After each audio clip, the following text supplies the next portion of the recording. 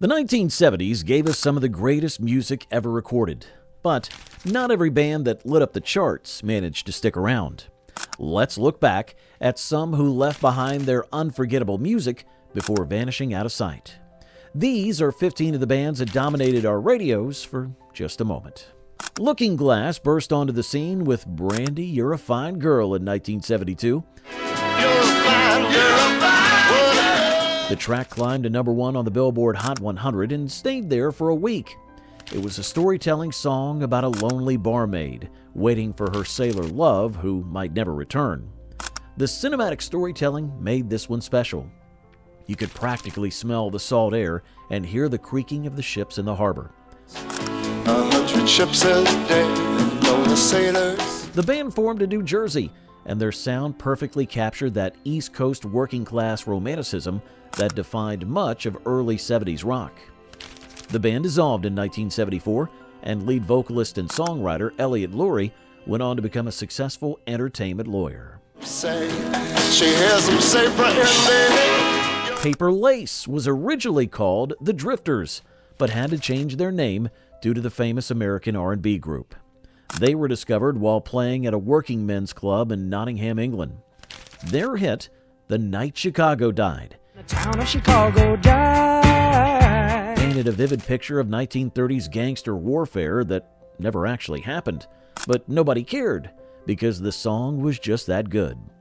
Released in 1974, this dramatic tale of Al Capone's gang battling police reached number 1 in the U.S., Of the Lord, I heard my mama cry. though it was actually written and recorded by a British band who'd never set foot in Chicago. Paper Lace had actually started as a pub band in Nottingham. The irony wasn't lost on critics that a British band's romanticized version of American gangster mythology became a massive hit in America itself. They tried to follow up with similar story songs, but nothing matched how well The Night Chicago Died performed. The band continued touring and recording throughout the late 70s, but they remained forever linked to that one night in fictional Chicago.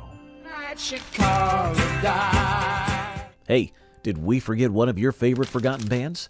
Drop it in the comments so we can build the ultimate 70s time capsule together. Starbuck was formed by Bruce Blackman. They got their name from the character Starbuck in Moby Dick, not the coffee chain that wouldn't exist for another decade. When Moonlight Feels Right hit the airwaves in 1976, The moon will send you on your way. it captured something magical about those perfect summer nights. It was the perfect slow dance number, reaching number 3 on the Billboard Hot 100 and becoming the unofficial anthem of teenage romance that summer. The song had an almost hypnotic quality. Starbuck was actually quite prolific, recording several albums throughout the late 1970s, but radio programmers and audiences never embraced their follow-up singles with the same enthusiasm. The band's sound may have been too mellow for the increasingly loud and rebellious direction rock was taking, and the group disbanded in 1981. Stories was formed by Michael Brown and Brother Louie,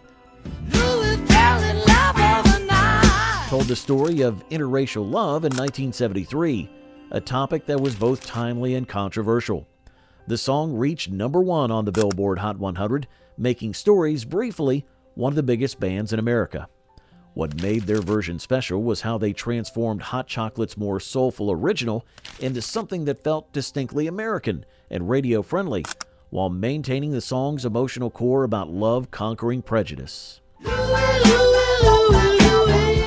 The track resonated with audiences during a time of significant social change.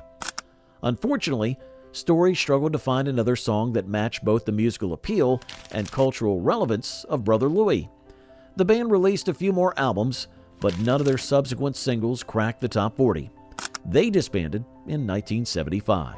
The 5 Stair Steps consisted of 5 siblings from Chicago, ranging in age from 6 to 16 when they started. They were managed by their father and were sometimes called the first family of soul. Ooh Child became an anthem of hope and resilience that transcended its era. Ooh, child, things are going. Released in 1970, this uplifting soul classic reached number 8 on the Billboard Hot 100 and became one of the most enduring songs of the decade. The song's message of perseverance through difficult times struck a chord during a turbulent period in American history, and its optimistic refrain, "Things are gonna get easier," became a mantra for anyone facing hardship. The 5 Stair Steps were a family affair, with the Burke siblings creating harmonies that felt both polished and deeply personal. While they had other minor hits, nothing matched the universal appeal of "Ooh Child." The song has been covered countless times and featured in numerous films and TV shows, proving its enduring power to lift spirits and inspire hope. The group continued recording through the mid-70s, but changing musical taste and the challenges of maintaining a family band eventually led to their dissolution. Silver was essentially a studio creation, put together specifically to record Wham Bam Shang-a-Lang.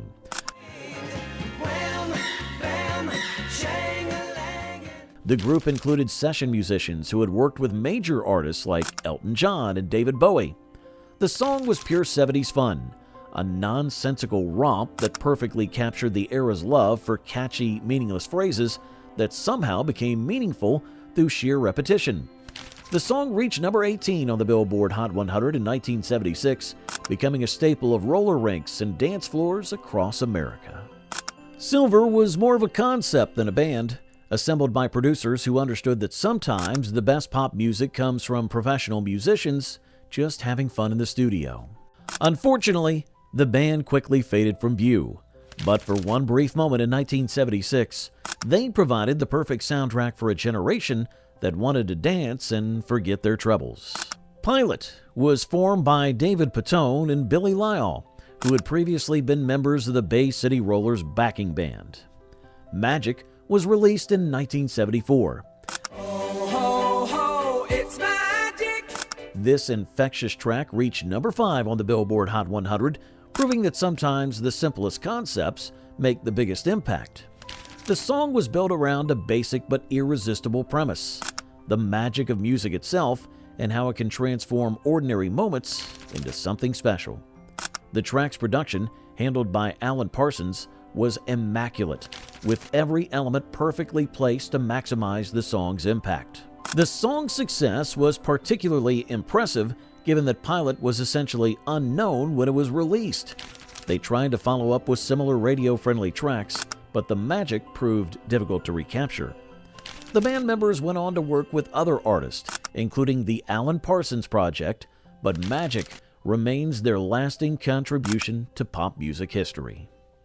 Sniff and the Tears was formed by Paul Roberts, who wrote Driver's Seat, about a relationship that was falling apart. The song became a hit in America 3 years after its initial release in the UK, thanks to its use in various films and TV shows. The song reached number 15 on the Billboard Hot 100 in 1979, becoming an unlikely hit for a British band that had struggled to find their audience at home. What made the track special was its combination of accessible pop hooks and slightly darker undertones. Paul Roberts' vocals had a conversational quality that made the song feel intimate, and the band's tight arrangements created a sense of momentum that perfectly matched the song's themes. The track's success in America was particularly gratifying for Sniff and the Tears, who had been playing the club circuit in London for years without achieving significant recognition. Unfortunately, they never managed to duplicate the success of Driver's Seat in America, though they continued recording and touring throughout the early 80s. The band's story illustrates how sometimes the perfect song can find its audience in unexpected places and at unexpected times. Bazooka was essentially a one-hit wonder created by producer Tony Camillo, who had previously worked with Gladys Knight and the Pips. Dynamite was written and recorded specifically to capitalize on the disco craze that was just beginning to explode. Dynamite was pure disco dynamite, an explosive track that perfectly captured the energy and excitement of the emerging disco scene. Released in 1975, the song reached number 10 on the Billboard Hot 100, becoming one of the early disco hits that helped define the genre. The track's title was a play on the popular catchphrase from the TV show Good Times, and its infectious rhythm and celebratory lyrics made it an instant dance floor favorite. The song's success helped establish disco as a legitimate commercial force, proving that audiences were hungry for music that prioritized dancing and feeling good over more serious artistic concerns. Unfortunately, Bazooka proved to be more of a studio creation than a sustainable band, and they disbanded after their follow-up singles failed to match the success of Dynamite. You love this kind of deep-cut nostalgia? Well, please hit subscribe and keep those memories spinning. Alive and Kickin' was formed in Brooklyn, New York, and their name reflected the energetic, youthful spirit of late 60s rock. They were signed to Roulette Records, which was known for its mob connections and questionable business practices. Tighter Tighter was a perfect example of late 60s bubblegum pop done right, with enough edge to appeal to rock fans and enough sweetness to dominate AM radio.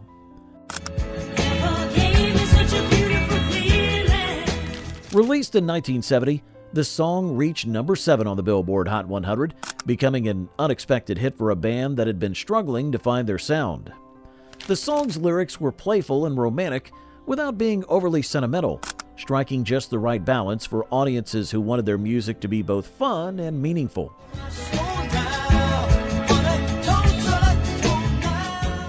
The band's Brooklyn origins gave them a streetwise sensibility that separated them from the more polished pop acts of the era, and their sound had a raw energy that suggested they were having as much fun making the music as listeners were having hearing it.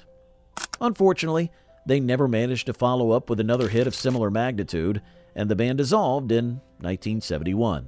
The Boys' Timothy was banned by many radio stations because of its controversial subject matter about cannibalism, but the controversy actually helped boost its popularity.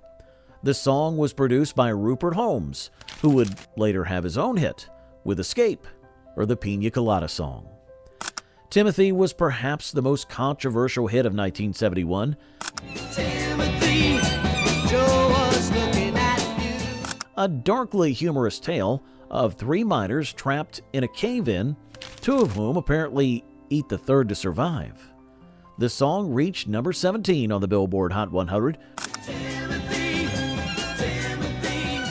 proving that audiences were hungry for music that pushed boundaries and challenged expectations.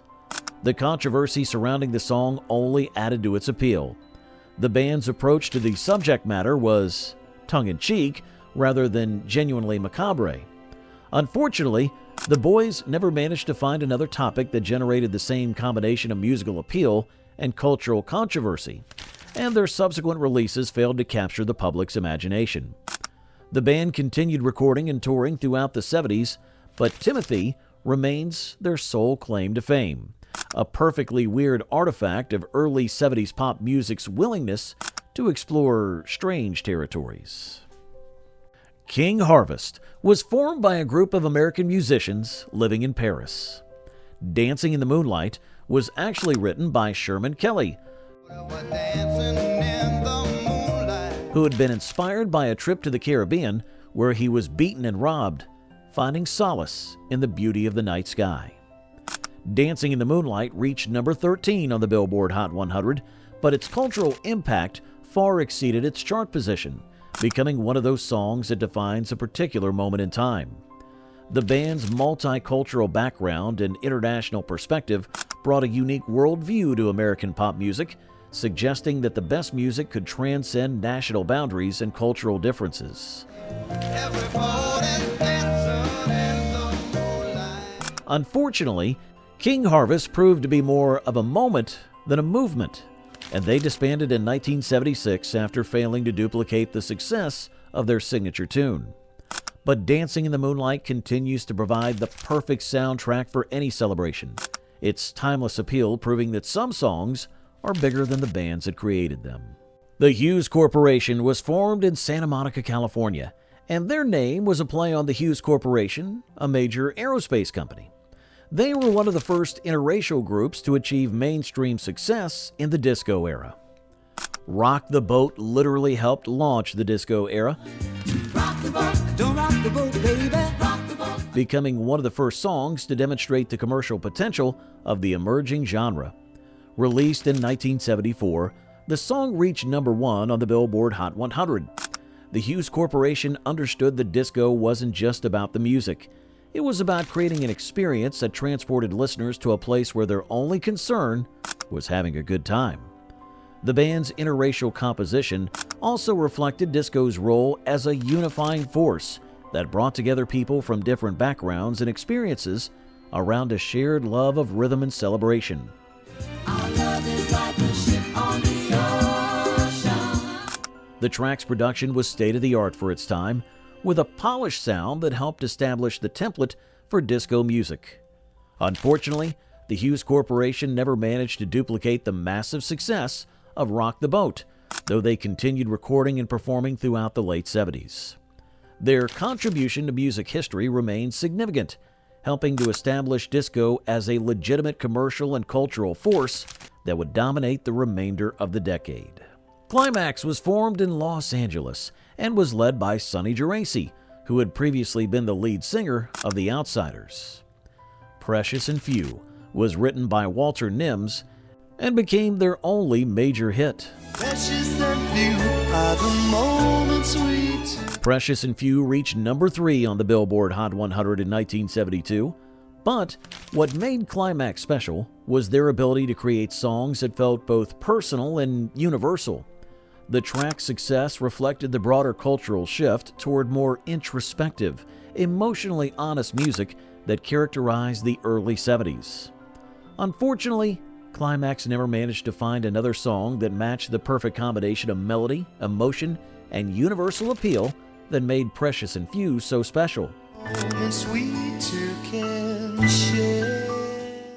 The band continued recording and touring throughout the mid-70s, but they remained forever linked to that one moment of romantic perfection that defined their legacy. Ocean was formed in Toronto, Canada, and their version of Put Your Hand in the Hand was actually a cover of a song written by Gene McClellan. The original was recorded by Anne Murray, but Ocean's version became a bigger hit. Your hand in the hand of the man from the candy. Put Your Hand in the Hand brought gospel music to the mainstream in 1971, reaching number 2 on the Billboard Hot 100 and becoming one of the most successful Christian-themed songs of the rock era. What made Ocean's version special was their ability to transform a traditional gospel song into something that felt contemporary and relevant without losing its essential spiritual message. Ocean's Canadian origins also brought a slightly different perspective to American popular music. The track's arrangement was rock solid and created a sense of celebration and community that perfectly matched the song's themes. Unfortunately, Ocean never managed to duplicate the success of Put Your Hand in the Hand, though they continued recording and touring throughout the mid-70s. Their contribution to music history remains significant, helping to establish the possibility of successful crossover between religious and secular music markets. These 15 bands represent just a fraction of the incredible music that emerged from the 1970s before disappearing into the vast catalog of forgotten classics. While they may not have achieved lasting fame or built extensive catalogs, their contributions to the decade's musical landscape remain significant, and their songs continue to bring joy to anyone lucky enough to discover them. Tell us in the comments which was your favorite, or maybe one we forgot to mention. And please remember to hit that subscribe button, like this video, and hit the notification bell so you get notified each time a new video drops. We hope you enjoyed these, and remember, the beauty of these forgotten bands lies not in what they didn't achieve, but in what they did accomplish. They created perfect pop moments that have survived decades of changing musical tastes and continue to resonate with new generations of listeners. In an era when music was becoming increasingly fragmented and specialized, these artists proved that the best songs could still bring people together around shared experiences of joy, love, nostalgia, and hope. Their stories remind us that sometimes the most important measure of success isn't longevity or commercial dominance, but the ability to create something that makes people feel good, even if it's just for 3 minutes at a time.